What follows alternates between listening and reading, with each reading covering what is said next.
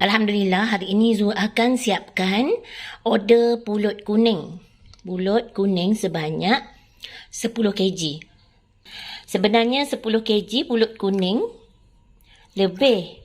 Sebab lebih lah Zu buat untuk Zu makan jugalah. Siapa-siapa yang ada rezeki hari ni datang, insya-Allah dapat makan jugalah. Ini untuk hidangan customer. Dia nak pick up jam 6 petang. Dah hampir tengah hari, jadi Zu nak siapkanlah order ni. Hari ni Zu tak boleh delivery, jadi dia datanglah. InsyaAllah. Mula-mula Zu akan kukus pulut ni dulu. Pulut ni Zu rendam malam tadi dalam jam 11.30. Zu rendam hanya guna ni kunyit debu tu. Siapa yang nak masukkan asam keping pun boleh. Asam keping ni tujuannya nak bagi colour dia orange.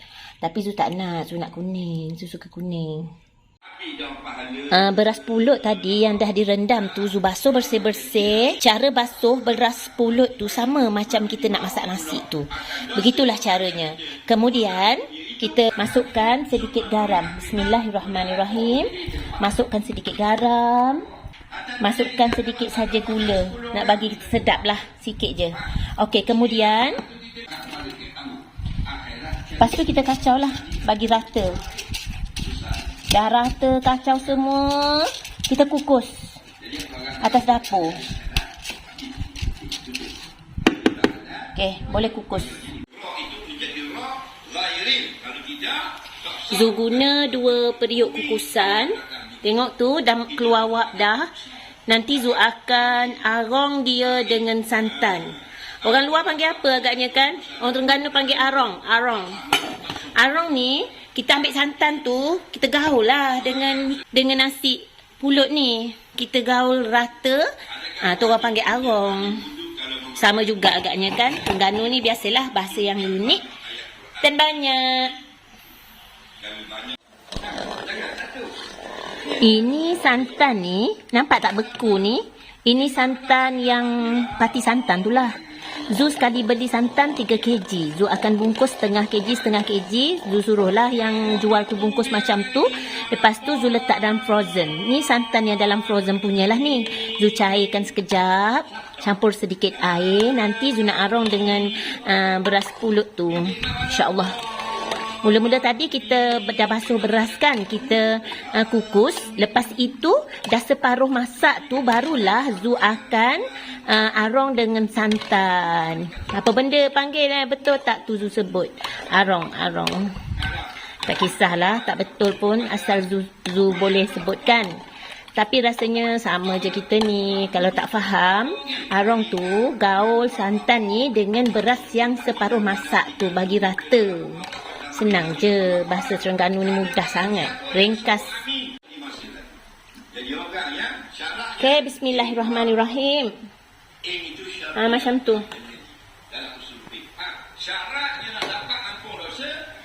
Jika kita hanya ada periuk kukusan yang lubang-lubang dia tu besar, kalau yang macam tu, kena angkat dahulu periuk yang lubang besar tu, letak atas dulang, barulah kita arong. Kalau tidak, ni santan ni terus jatuh ke bawah. Yang Zu punya ni, lubang periuk ni kecil saja. Memang bolehlah. Beras ni takkan jatuh ke bawah. Mudah sangat buat pulut kuning ni. Nanti buat ya, boleh makan-makan hari Minggu. Buat 1 kg je. 1 kg tu dah banyak sebenarnya. Buat setengah kg dah lah. Belajar kan? Ataupun satu cara lagi, kita masak macam masak nasi tu. Itu ada cara juga. Kalau tak pandai nanti hangus, hangit kat bawah dia. Kalau guna cara yang betul, elok je masaknya. Nanti ada masa Zu akan tunjuk macam mana nak masak pulut kuning guna periuk tanak macam biasa tu.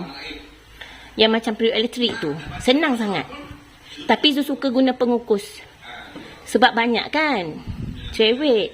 Benda ni kalau tak jaga betul-betul dia susah juga ni.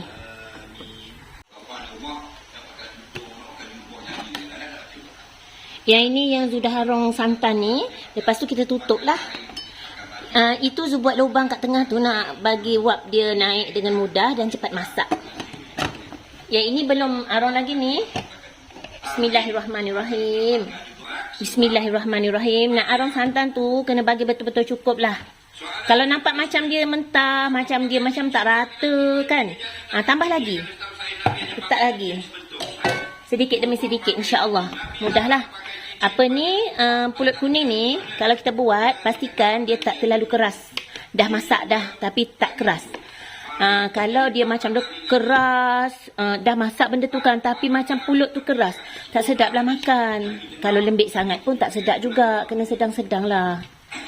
Cara nak pastikan dia betul-betul sedang-sedang tu, masaknya elok cantik tu, kena tengok lah.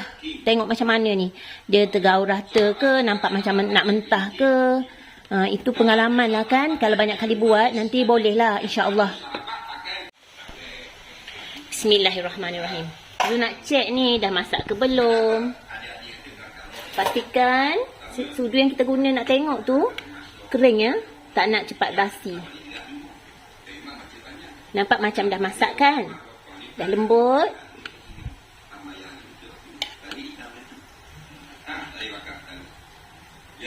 Kalau macam ni dah masak, dah boleh angkat ni. Lu nak angkat sebab nak letak yang lain, nak masak lagi. Sebab banyak ni, 10 kg beras pulut. Untuk 60 pack pulut kuning, rendang ayam. Ini Zu masak kali yang kedua ni dalam periuk yang kecil ni, dalam pengukus yang kecil ni. Zu masak kali kedua. Kukusan yang kecil ni dia muat dalam 1 kg. 1 kg beras. Tapi Zu tak kira lah berapa banyak mana dalam ni. Zu pakai letak je. Kalau nak beli yang besar macam ni untuk 1 kg beras. Kalau beli yang macam ni, kalau orang tak bisnes nasi kan, dah boleh dah beli yang macam ni untuk family. Setengah kg pun boleh kukus, 2 gelas pun boleh kukus. Dah. Yang ini belum masak lagi ni agaknya kan, tengok dululah. Bismillah.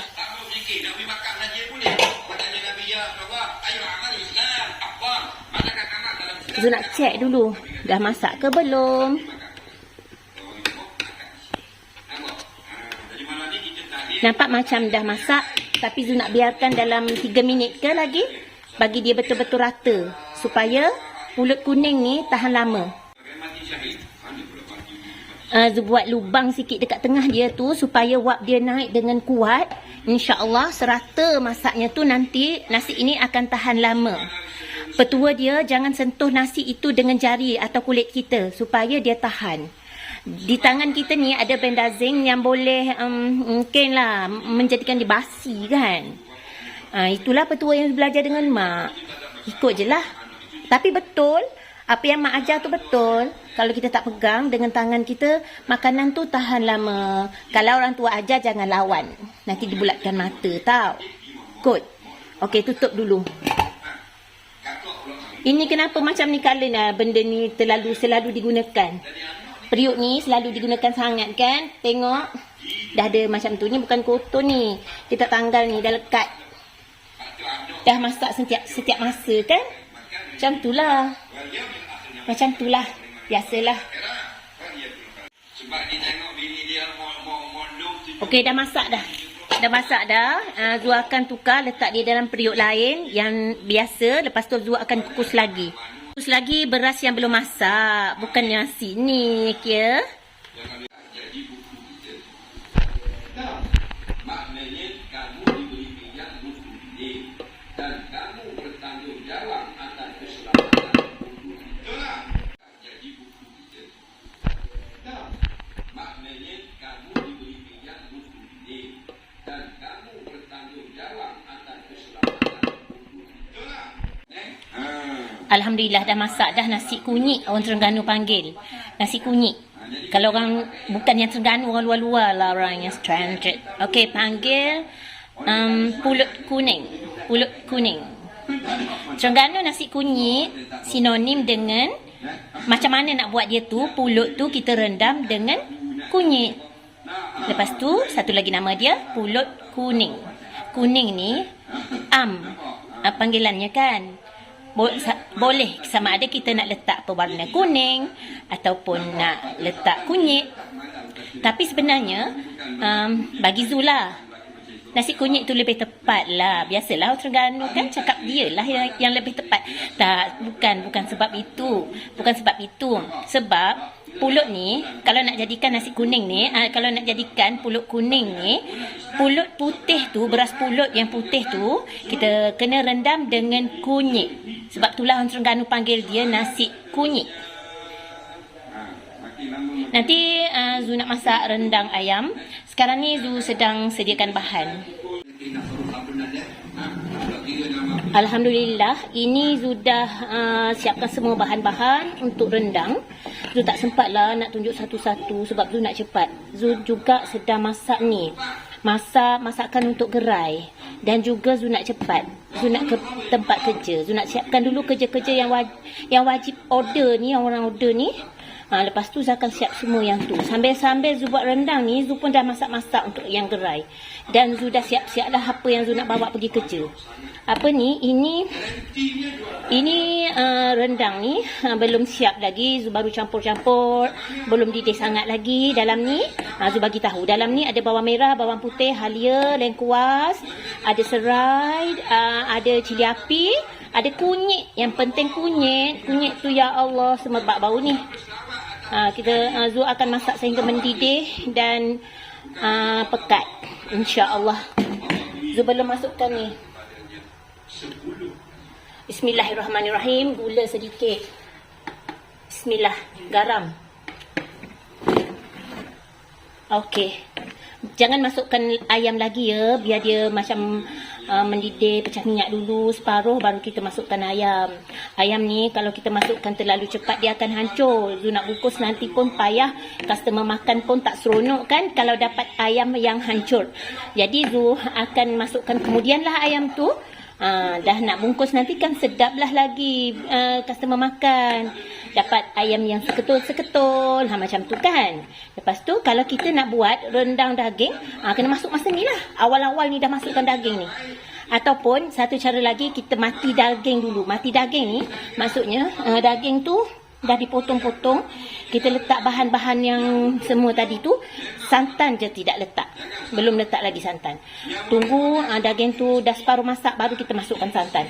Ini Zu dah masukkan semua bahan ni termasuk santan. Tunggu dia mendidih. Rendang ayam ni dah nak masak dah. Zu tak nak masak lama-lama sangat. Zu tak nak masak lama-lama sangat. Zu tak nak ayam yang hancur. Macam ni dah lah seketul seorang. Kan dah dapat lah tu RM5 satu bungkus. Ini dah masak dah ni. Alhamdulillah, syukur.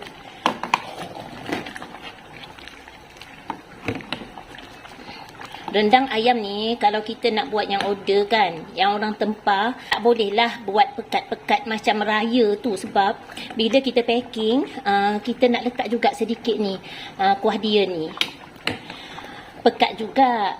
Dia tak seperti macam mana ya, kalau tak seperti hari raya tu. Hari raya kan biasa kalau kita buka bekas tu, nak ambil rendang kan dia melekat je semua kuah dia dekat ayam tu. Kalau yang nak packing ni punya ni, kita mesti ada kuah sikit. Ni pekat ni, nanti kalau dah dia sejuk ni pekat lah.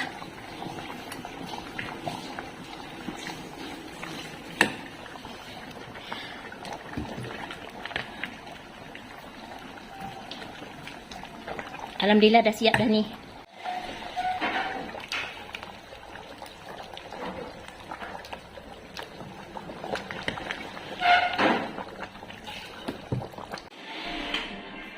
Alhamdulillah, pulut kuning dan rendang ayam dah siap.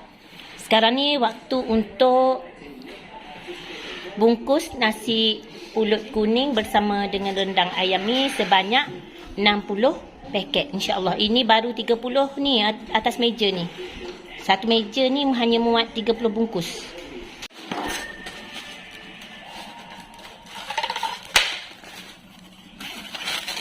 Ini siapa-siapa nak order boleh WhatsApp Zu ya, 01996233581. Pulut kuning rendang ayam RM5. Ada yang RM5.50, ada yang RM6. Boleh request lah yang macam mana.